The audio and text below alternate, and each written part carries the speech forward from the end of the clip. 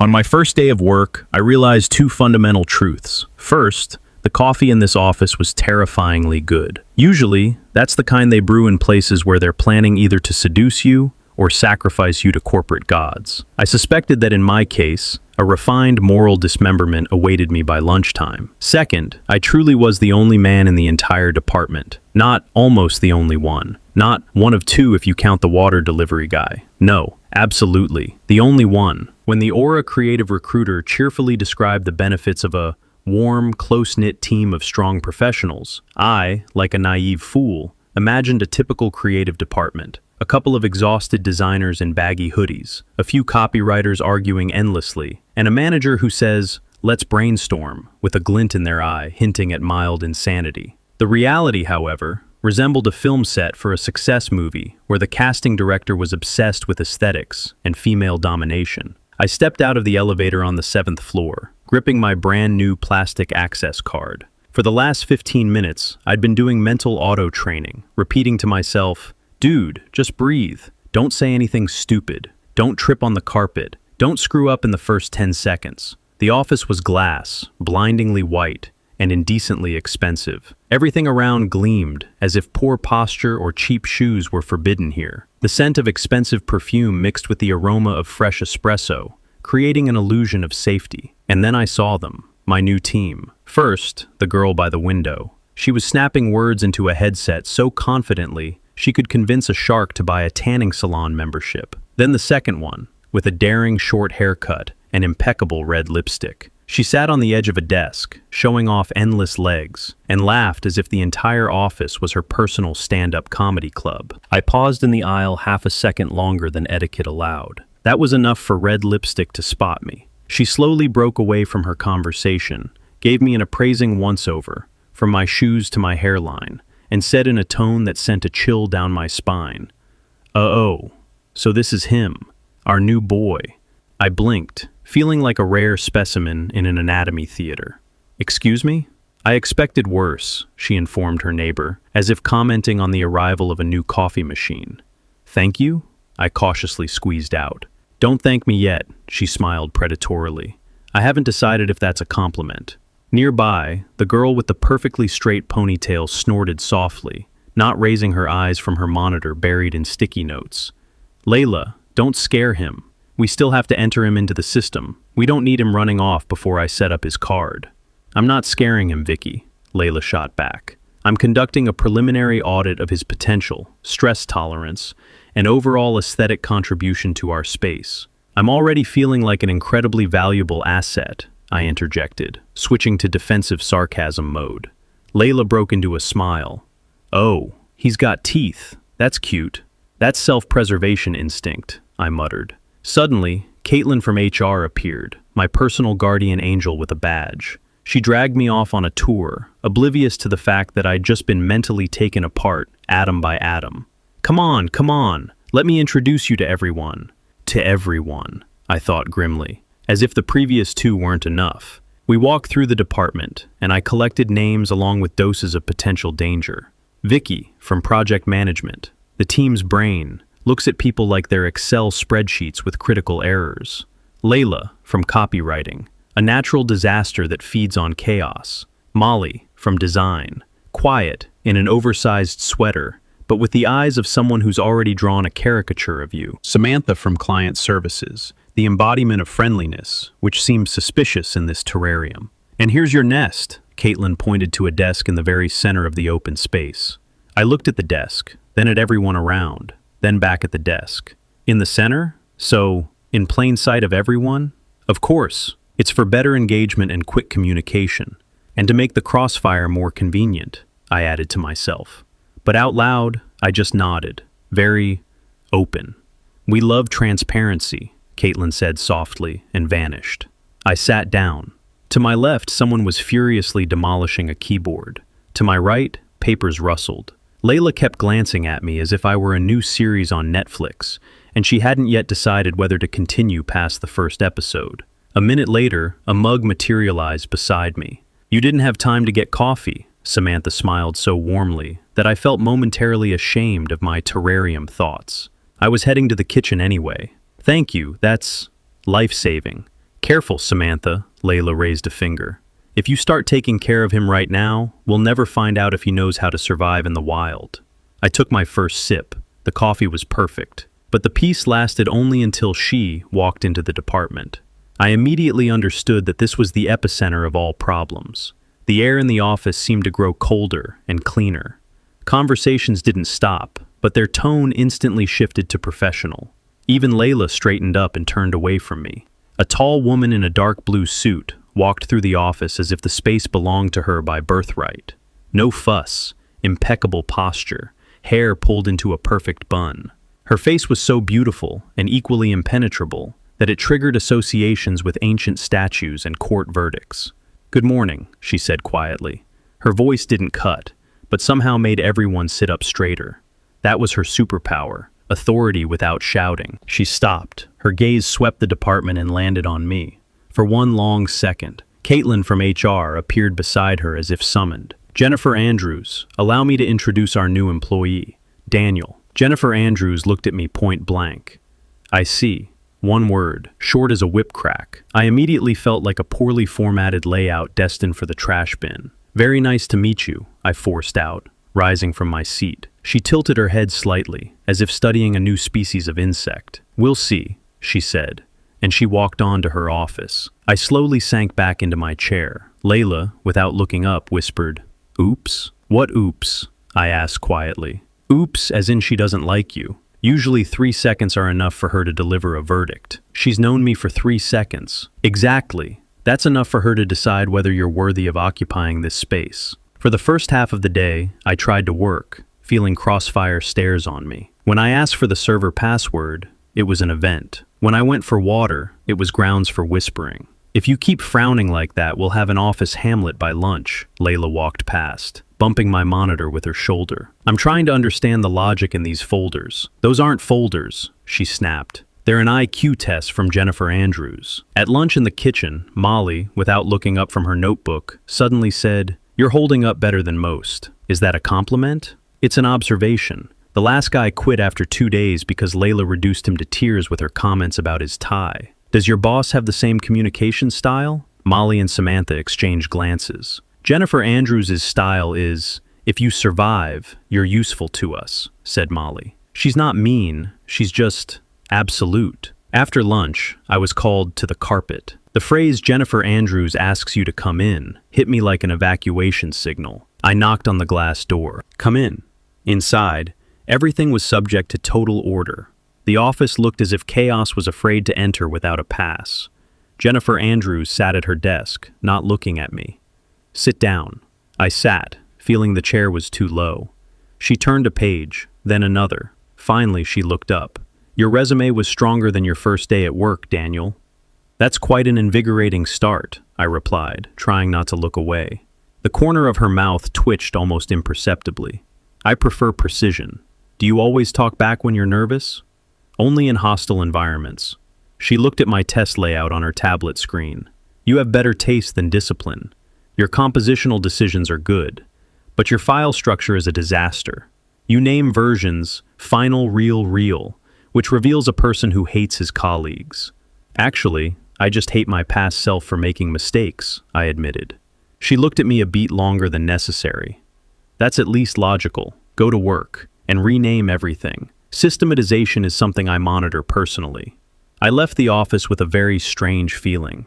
I had been professionally put in my place, but it was the most honest conversation of the entire day.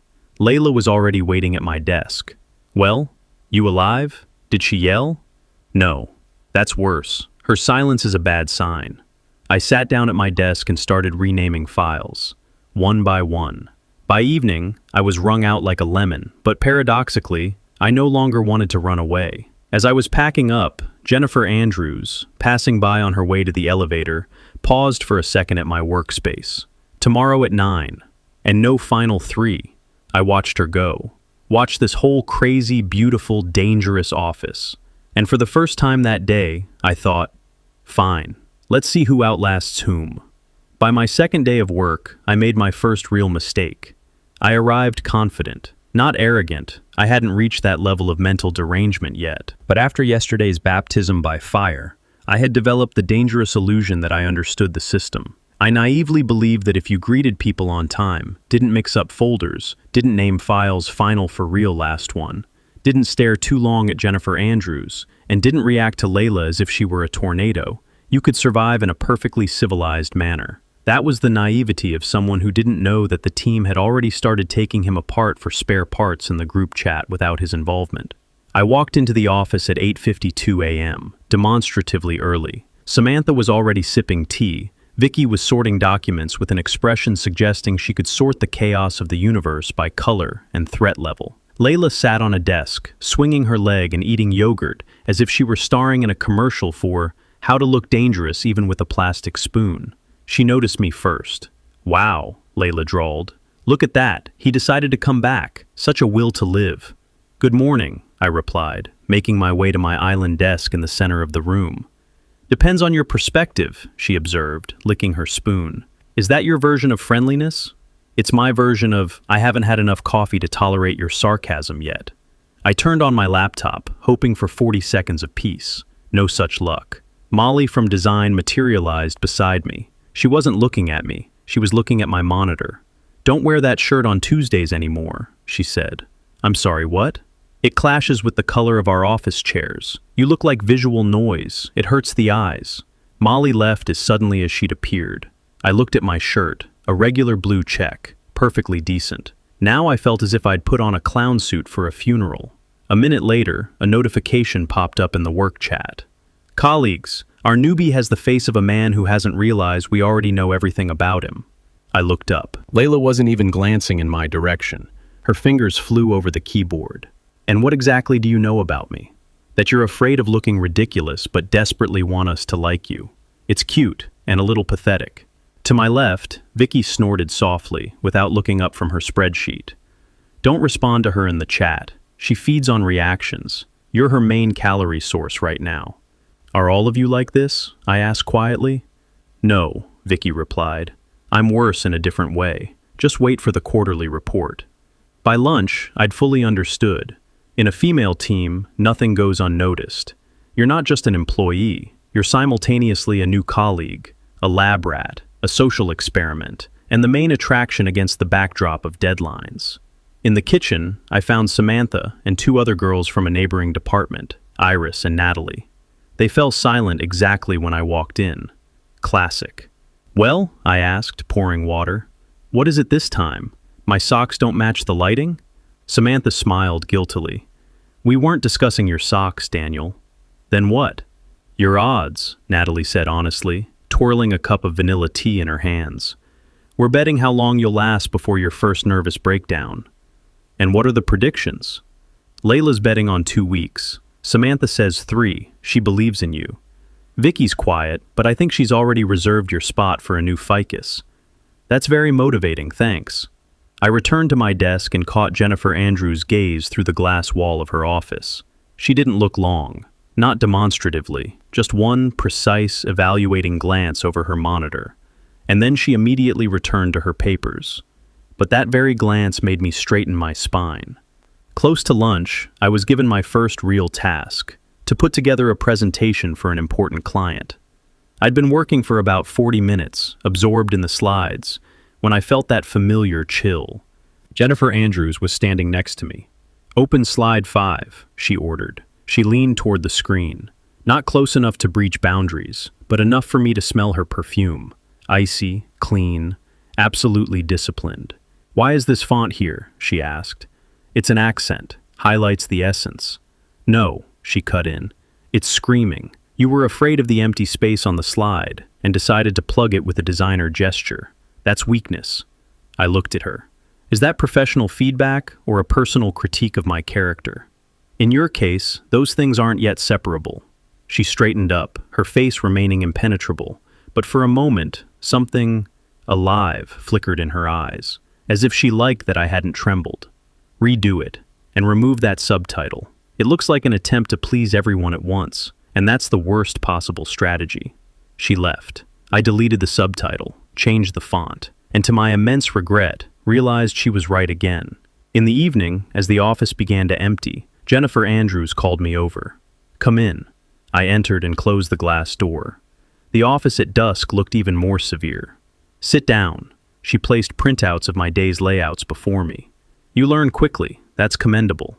"Are you praising me? I think the world is about to turn upside down."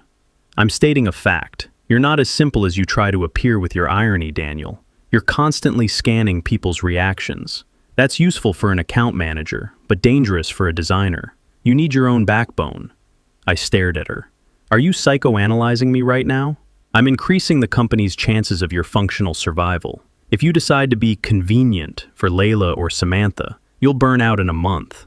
And for you?" Slipped out before I could stop myself. "Should I be convenient for you?" The room went quiet. So quiet I could hear the hum of the computer tower. Jennifer Andrews tilted her head slightly, studying me. "You're very presumptuous for a newcomer," she said softly. "Go home." I stood up. At the door, she added, "And rename your files. I saw version final. Seriously, I swear on my mother. That's unacceptable." I left the office in a strange state. I'd just been put in my place, yet I felt seen. Layla, already standing by the door in her chic coat, winked at me. "So, alive? Or did she save you for dessert?" "Alive, Layla. Go home already." Oh, the boy has found his voice," she laughed. "Take care of it. You've got to survive tomorrow." I closed my laptop, renamed the files, and thought, 2 weeks, you say? We'll see. On the third morning, I wore a different shirt, and I hated myself for it every second of the commute to the office. There wasn't a single rational reason why my boss's opinion on the compatibility of my wardrobe with office chairs should influence my choice. And yet, I stood in front of the mirror for an extra 5 minutes, discarding the blue check as socially compromised. This was a bad sign. My independence was melting under the gaze of a woman who didn't even shake my hand when we met. Entering the office, I did the first thing, purely mechanically. I looked for the glass cube. Jennifer Andrews was already at her post. She raised her head from her monitor, and her gaze slid over my new white shirt for exactly 1 second. No expression, no nod. She just returned to work, as if I were part of the updated decor. And somehow, that stung me more than if she'd scolded me. Oh, Layla sang, materializing behind me. Our boy has passed the denial stage and moved on to the I want to please mommy stage. White suits you. It brightens up your doomed expression. I just mixed up my hangers, Layla. Don't look for deep meaning where there isn't any. In this office, Layla leaned toward my ear, deep meaning exists even in what kind of tea you brew. By the way, Samantha already brought you coffee. Drink it and don't thank her, or Vicky will decide you're too soft for this cruel world. By noon, I realized I had finally integrated into the ecosystem. It manifested in small ways, which at Aura Creative counted as the highest form of recognition. Vicky forwarded me a complex reporting template with a note. You'd just format this like a first grader anyway. Consider it an act of mercy.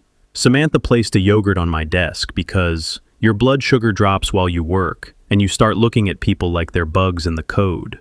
Even Molly from design silently put a stylish notebook on my desk, muttering that my old one offended her aesthetic sensibilities.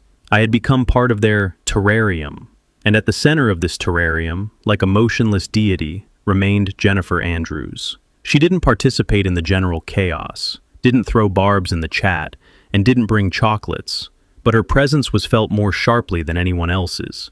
If she came out of her office, the office hum dropped by a few decibels. The problem intensified on Friday when a client came in. A real one, alive, and extremely arrogant. Matt, the owner of a large chain of hardware stores, had the smile of a man accustomed to buying whatever he liked, including women's attention. We sat in the conference room, Jennifer Andrews, me, Vicky, and this Matt. You have a stunning eye for talent, Jennifer, he said, lingering too long on her hands. And a remarkably cold office. Don't you think you're lacking warmth? Jennifer Andrews didn't even flinch. Her face was the embodiment of corporate politeness. We have enough efficiency, Matt. We save warmth for our personal lives.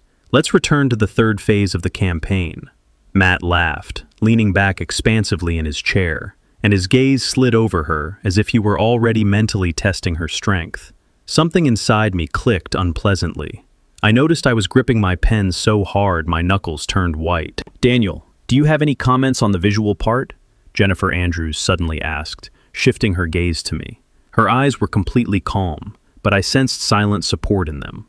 Yes, I replied, looking directly at Matt. I think the aggressive marketing concept you're proposing is too old-fashioned. It looks like an attempt to force a purchase where a solution should be offered. The conference room went quiet. Vicky stopped breathing. Matt raised his eyebrows in surprise. Is that so? And what does the new boy suggest?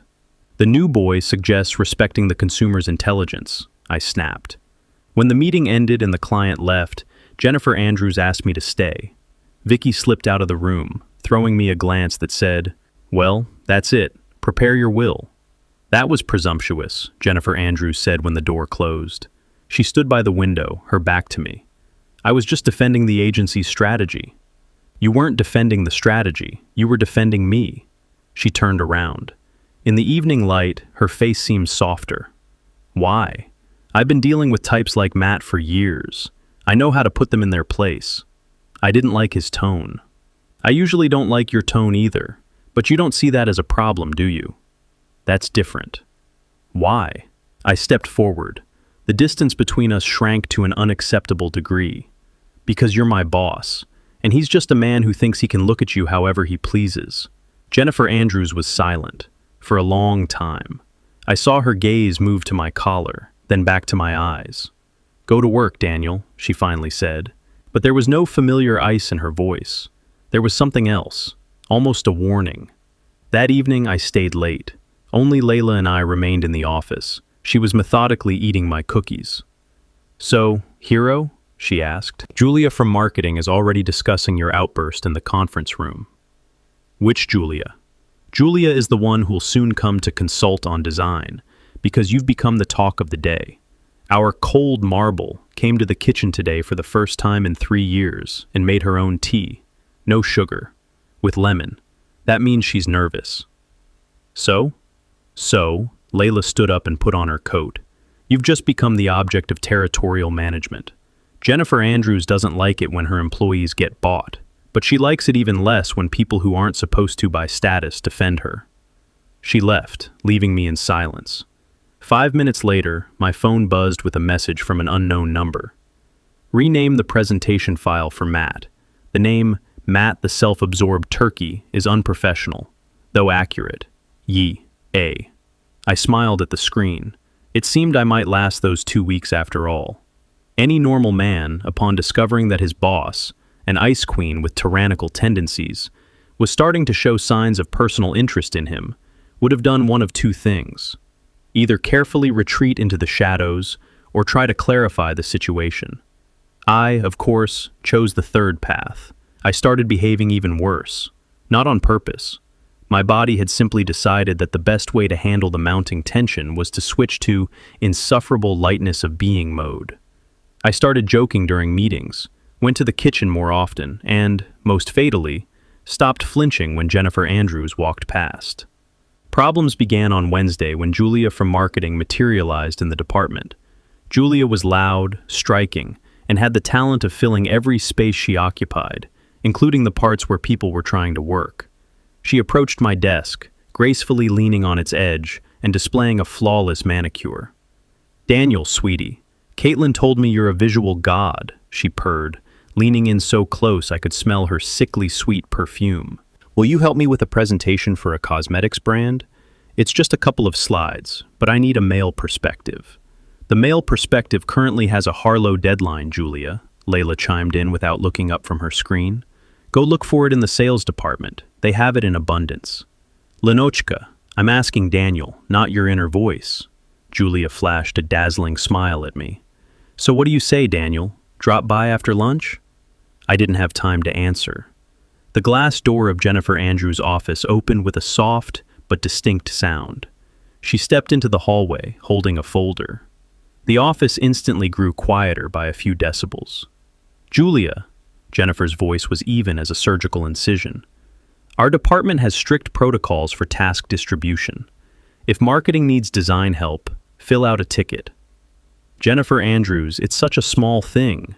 Julia tried to turn on her signature charm.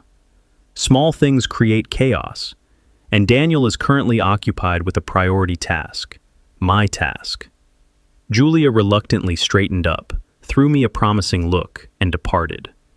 Jennifer Andrews shifted her gaze to me. My office. When the door closed, she didn't even sit down. She stood by her desk, reviewing some documents as if I weren't there.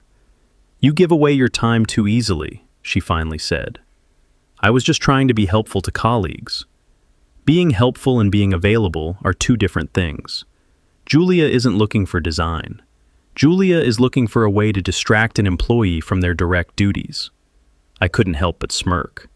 Was that concern for my productivity or a boss's jealousy? The office became so quiet I heard Layla drop a pen in the hallway. Jennifer Andrews slowly raised her eyes. There was no anger in them.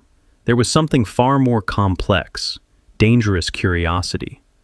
"You've grown very comfortable very quickly, Daniel.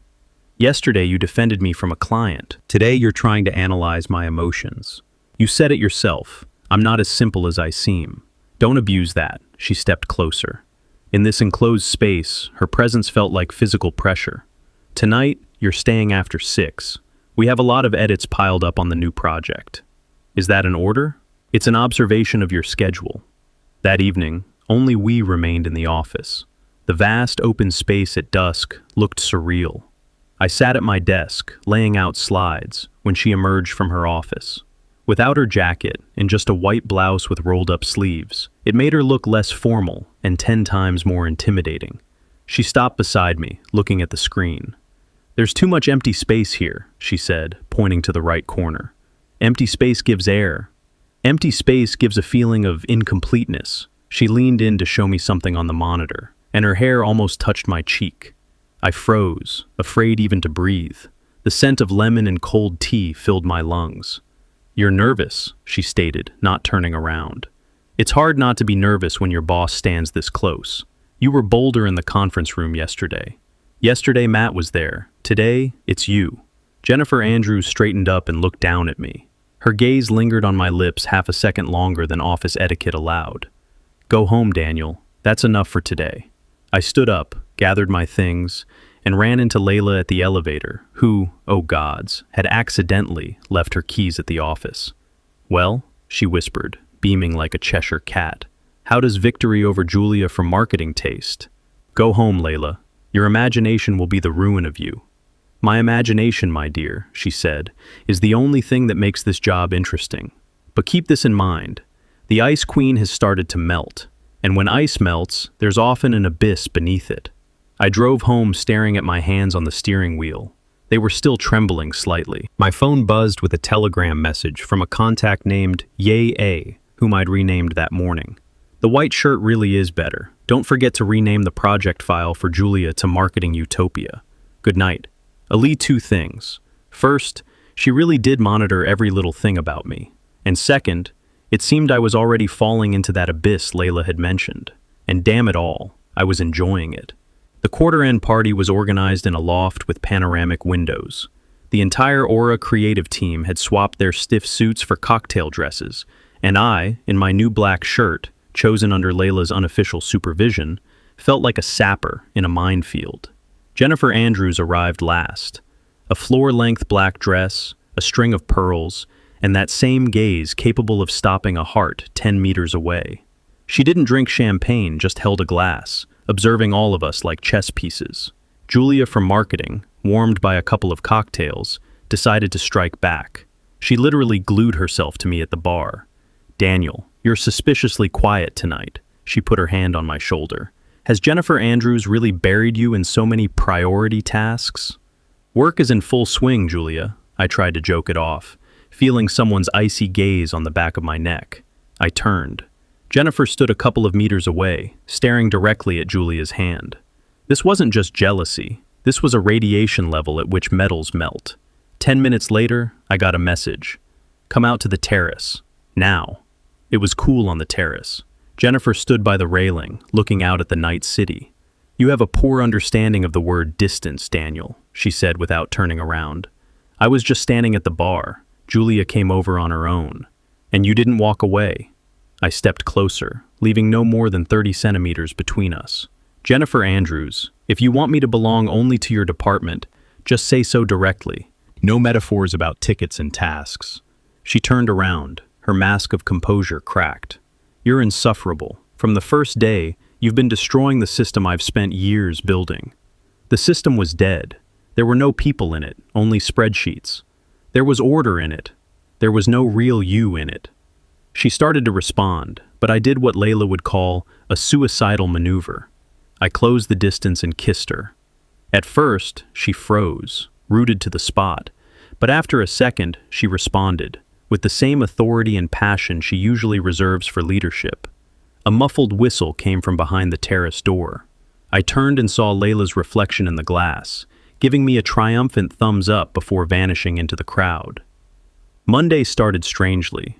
I expected to be fired, called into HR, or given the cold shoulder. But instead, the best coffee in town was waiting on my desk, along with a small note. 10 a.m., my office. Bring your laptop. When I walked in, Jennifer looked as usual, an impeccable blue suit, a perfect bun. But next to her planner on the desk stood my cactus, which I jokingly called the quality inspector. "You moved my plant?" "The insulation is better in this office." She didn't even look up. "Sit down." I sat. We discussed the project for 2 hours, but the air in the room was so electrified that the hairs on my arms stood on end.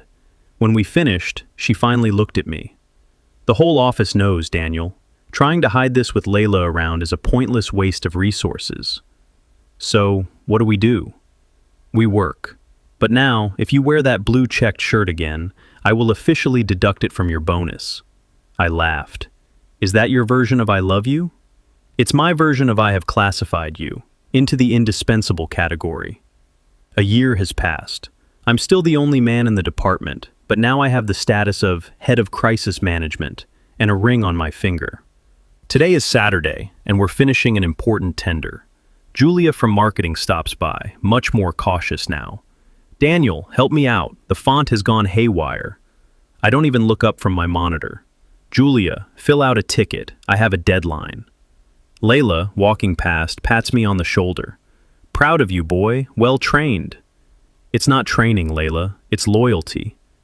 Jennifer emerges from her office. She walks over to my desk and places her hand on my shoulder, openly now, in front of everyone. The office habitually quiets down. Samantha smiles. Vicky adjusts her glasses. "Daniel, are you finished?" "Almost, Jennifer Andrews." "Then rename the file Victory Over the World Final to something more modest, and let's go home. Tonight's agenda is absence of discipline." We leave the office under the crossfire of 10 pairs of eyes. I hear Layla whisper to Molly behind my back, "I'll bet another $100 he brings their son into the department next." I smile. The biggest mistake of my first day turned out to be the best decision of my life. The main thing is not to be afraid of walking through the wrong door. Sometimes, behind it lies your destiny, armed with a red pencil and an incredible lemon-scented perfume.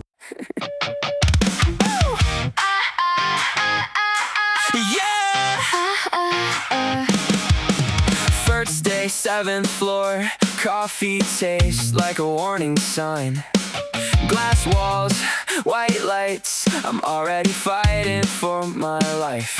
Layla call me new boy, Molly judge my shirt. Samantha breath salvation in a paper cup that burned, and the whole room froze like the oxygen resigned. Jennifer Andrews walked in and deleted my spine. She said, "We'll see," Like a verdict from the sky. and I thought, yeah, I'm dead. But I still came back alive. Now I'm renaming every file, trying not to stare. She's got lemon on her collar and a kingdom in her hair. She says empty space is weakness. I say so is control. Now she's standing close enough to rearrange my soul. I'm the only man in the room, And I'm losing every fight she's a red pen queen.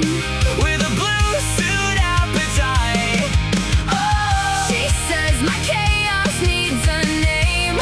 But she's the one who lit the flame.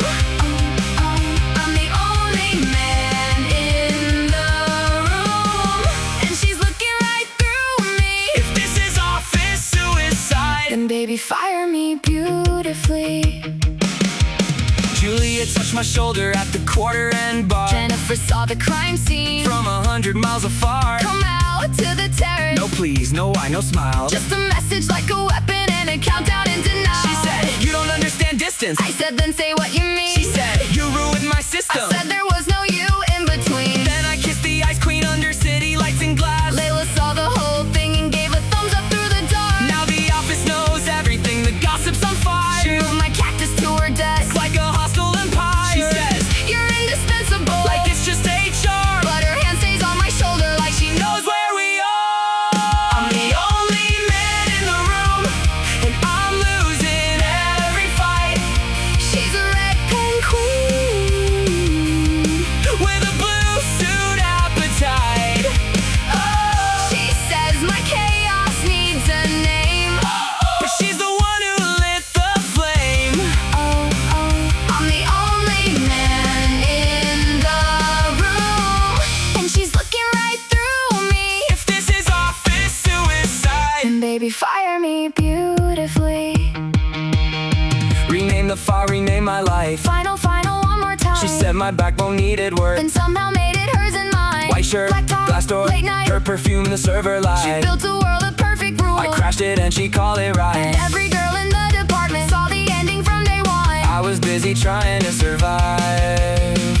They were betting who had won. I'm the only man in the room. But I'm not running anymore. She's got my cactus on her desk.